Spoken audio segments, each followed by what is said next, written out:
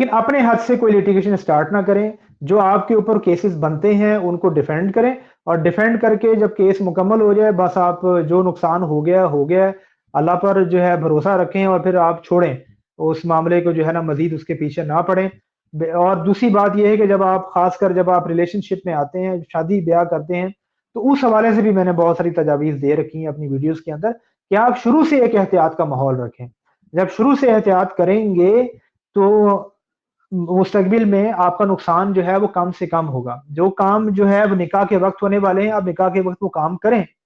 Documentation में जो चीजें ऐड करवाने वाली हैं अपने पास से, क्योंकि निकाहनामे में आपको ख्वातीन के हकूक के लिए तो 1700 खाने निकल नजर आ जाएंगे, मर्दों के हकूक के लिए जनाब वहाँ कोई चीज ऐसी नजर नहीं आती है। तो आप खुद से जनाब वो चीजें रिटर्न डॉक्यूमेंटेड फॉर्म में लेकर आए। फिर इस तरह जब आप जिंदगी गुजार रहे हैं अपनी, तो जिंदगी गुजारने के दौरान भी अपने मामलात को जो है वो एहतियात से रखें।